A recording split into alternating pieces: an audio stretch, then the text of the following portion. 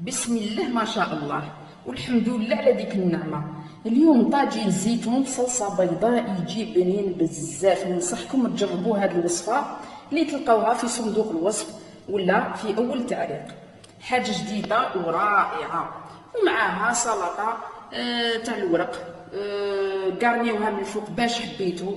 ننصحكم ديروا بيض خاف هكذا مقطع مغلي، الخيار، الطوماطيش، وحاجه واحده اخرى زياده كيما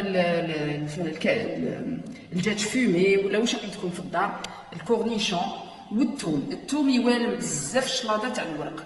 درت لها من الفوق المايونيز وشويه صوص فينيغريت مشريه ولا صوص الجبن. ما نكترش منها لانه تجي مالحه، وفوقها زيت زيتون. هاي ديك شهيتكم في الجنه. سمحوا لنا اذا شهيناكم، ونتلاقاو في وصفه واحده اخرى.